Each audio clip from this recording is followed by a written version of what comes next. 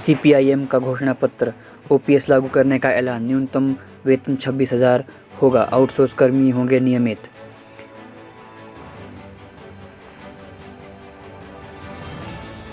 मार्क्सवाद communist party CPIM ने अपना चुनाव घोषणा पत्र जारी कर दिया है। इसमें ओल्ड पेंशन स्कीम को बहाल करने, आउटसोर्स कर्मचारियों पार्ट टाइम वर्करों को नियमित करने के साथ मजदूरों का न्यूनतम वेतन 26,000 रुपये प्रति माह करने की घोषणा की है। शिक्षा, स्वास्थ्य, कर्मचारी, बेरोजगारी, कृषि, बागवानी व हर वर्ग को ध्यान में रखते हुए पार्टी ने घोषणा पत्र तैयार किया है। सीपीआईएम के राज्य सचिव ओंकार शाद ने कहा कि भाजपा ने महंगाई, बेरोजगारी को लेकर सारी हदें पार कर दी है। राजनीतिक विरोधियों को खत्म करने के लिए केंद्रीय एजेंसी दुरुपयोग किया जा रहा है। दूसरी ओर पार्टियों के चुने हुए सांसदों व विधायकों को ईडी और सीबीआई से डराया जा रहा है। पैसा देकर भाजपा में शामिल किया जा रहा है। हिमाचल की जनता आर्थिक बदहाली से परेशान होकर एक राजनीतिक विकल्प की तलाश कर रही है। भाजपा और कांग्रेस दोनों ही एक दूसरे को उनकी विफलता पर कोसने का काम करते हैं। असली दोनों में नीतिगत समानता साफ नजर आती है। दोनों की दल विश्व बैंक द्वारा निर्देशित 9 उदारवादी नीतियों का लागू करते हैं। ये दोनों दल भ्रष्टाचार व आर्थिक बदहाली के लिए जिम्मेवार हैं। उन्होंने कहा कि माकपा जनता के बीच 9 उदारवादी नीतियों का विरोध करने और वैकल्पिक विकास नीतियां लागू करवाने के लिए विधानसभा में मजबूत विपक्ष की भूमिका निभाने जा रहा है। यह की है घोषणाएं।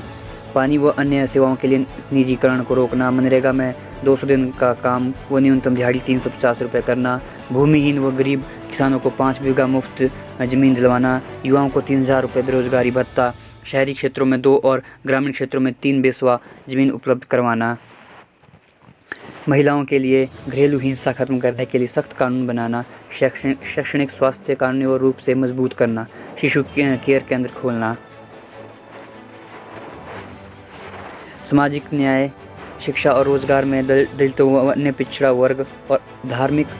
अल्पसंख्यकों को समानता के अवसर, शारीरिक रूप से अक्षम लोगों के लिए नौकरियों में प्राथमिकता, सरकारी और निजी क्षेत्रों में आरक्षण सुविधा लागू करना, शिक्षा पर केंद्र के 6%, राज्य के 30% बजट का प्रावधान करवाने का कार्य करना, राज्य में शिक्षा को निजी हाथों से मुक्त करना, कॉलेजों और विवि में शिक्षकों के खाली पदों को भरना, महाविश्वविद्यालय में छात्राओं के लिए हॉस्टल की सुविधा उपलब्ध करवाना, ग्रामीण इलाकों में स्कूल खोलना, कॉलेज और विवि में बड़ी फीस को वापस करना, स्वास्थ्य के क्षेत्र में सार्वजनिक निवेश को बढ़ावा देना, ग्रामीण इलाकों में मोबाइल हेल्थ सेवा शुरू करना, डॉक्टरों और नर्सों की रिक्त पदों को भरना, रोजगार, कर्मचारी एवं मजदूर, रोजगार में सामाजिक सुरक्षा को शामिल करना, गैर सरकारी कर्मियों को ईपीएस, ईएसआई, मेडिकल और पेंशन सुविधाएं, मनरेगा में दैनिक वेतन भोगी मजदूरों को न्यूनतम वेतन, हिमाचल के बेरोजगार युवाओं को उद्योगों में 90% रोजगार, कृषि, बागवानी, सभी फसलों और पशुओं का बीमा करवाना, सेब और अन्य फसलों पर आयात कर 100% करना, किसानों के लिए ऋण माफ करवाने के लिए मुश्त योजना लागू करना, आवारा पशुओं से राहत दिलाने के लिए ठोस नीति, सीएस स्टोर स्थापित करना, 90% अनुदान की मांग को प्राथमिकता से उठाना। अन्य मुद्दे,